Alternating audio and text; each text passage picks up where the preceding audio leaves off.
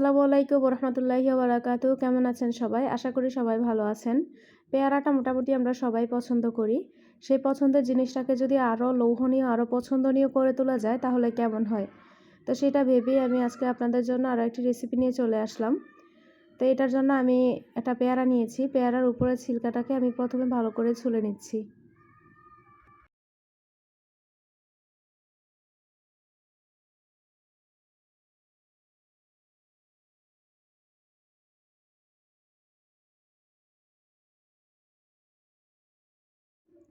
এই তো আমার সমস্ত পেয়ারাগুলো পরিষ্কার করা হয়ে গেছে। উপরে এবং নিচে যত রকমের ময়লা বা বাহিরের অংশটা ছিল সেটা আমি পরিষ্কার করে ফেলেছি। পরিষ্কার করে ফেলে এটা ছোট ছোট টুকরো করে নিচ্ছি। এটা আমি ব্লেন্ডারে ব্লেন্ড করব, যেহেতু ব্লেন্ড করতে সমস্যা না হয় এজন্য আমি প্রথমে একদম ছোট ছোট করে টুকরো করে নিচ্ছি।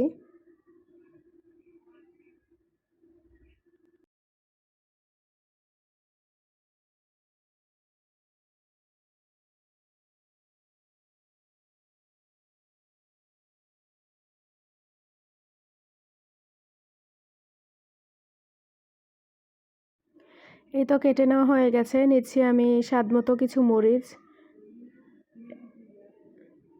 মরিচটাকে নিয়ে আমি এটা ভালো করে টেলে নিচ্ছি। টেলে নেওয়া হয়ে গেলে আমি একটা বাটিতে এটা উঠিয়ে নিব। এই তো আমার এটা টেলে নেওয়া হয়ে গেছে, আমার বাটিতে উঠিয়ে নেওয়া হয়ে গেছে। এখন আমি এটাকে ব্লেন্ডারে ব্লেন্ড করে নিব। এর জন্য আমি একটা ব্লেন্ডার নিয়ে নিয়েছি আর জগটা বসিয়ে দিয়েছি। এর মধ্যে আমি এখন মরিচগুলোকে দিয়ে দিব।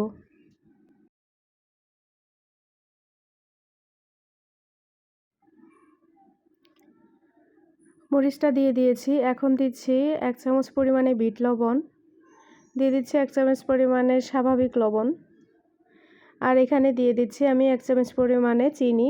দিয়ে আমি এটাকে ভালো করে ব্লেন্ড করে নিব। এটা আমি প্রথমে ব্লেন্ড করে নিচ্ছি, যেহেতু পরবর্তীতে আমার এটা সমস্যা না হয়। যদি আমি পেয়ারাটার সাথে একসাথে ব্লেন্ড করতাম তাহলে দেখা যেত যে মরিচের যে অংশগুলো আছে সেটা একদম বড় বড় হয়ে ছড়িয়ে আছে, ভালো করে ব্লেন্ড হয়নি। তো এর জন্য আপনারা চাইবেন যে চেষ্টা করবেন যে প্রথমেই মরিচটাকে আপনারা ব্লেন্ডার করে নিতে। এই তো দেখতেই পাচ্ছেন আমার ব্লেন্ডার করা হয়ে গেছে। এখন আমি এর মধ্যে সমস্ত জিনিসগুলো দিয়ে দিব।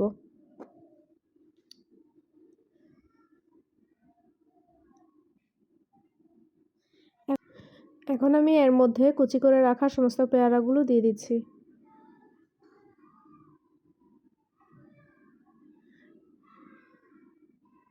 এই তো দিয়ে নেওয়া হয়ে গেছে। এখন আমি এটাকে ব্লেন্ড করে নিব। তো ব্লেন্ড করা হচ্ছিল না, এর জন্য পানির প্রয়োজন। তো এখানে আমি স্বাভাবিক পানি দিচ্ছি না, এখানে আমি দিচ্ছি তেঁতুল গুলানো পানি।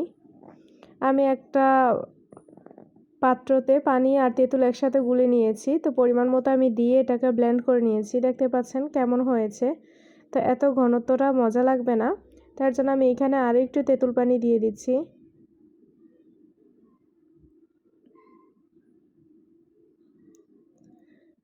তেঁতুল পানি দেওয়া হয়ে গেলে এর মধ্যে আমি দিয়ে দিব 1 চামচ পরিমাণে গুঁড়ো দুধ। এটার জন্য কালারটা খুব সুন্দর আসবে। এটা আপনারা চাইলে নাও দিতে পারেন, এটার কারণে স্বাদের কোনো পরিবর্তন আসবে না। দিয়ে আমি ব্লেন্ডার করে নিয়েছি। দেখতেই পাচ্ছেন কত সুন্দর কালার হয়েছে আর ঘনত্বটাও কত সুন্দর হয়েছে। এখন বেশি ঘনও না আবার বেশি পাতলাও না। তো এখন আমি এটাকে সার্ভ করে নিব।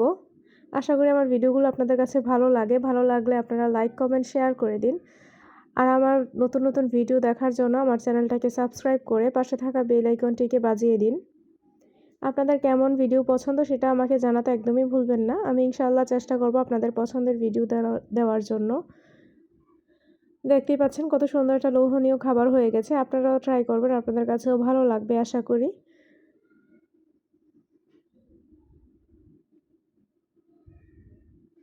আমি যতটুকু মশলা এখানে দিয়েছিলাম আমার ততটুকুই পারফেক্ট হয়েছে। এরপরে আমার আর লবণ মরিচ বা কিছু দিতে হয়নি। তো আপনারা আপনাদের স্বাদ অনুযায়ী এটা দিয়ে দিবেন। আজকের জন্য এতটুকুই। দেখা হচ্ছে পরের আরও একটি ভিডিওতে। আল্লাহ হাফিজ, আসসালামু আলাইকুম।